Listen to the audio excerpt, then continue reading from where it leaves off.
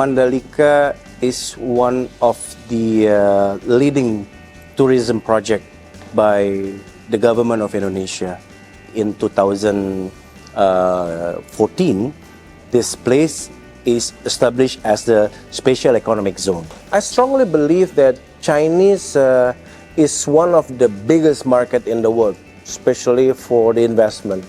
And then I think if you are looking at the potential that we have, not only about the tourism sectors, but in our special economic zone benefits, I think we open trading opportunities also.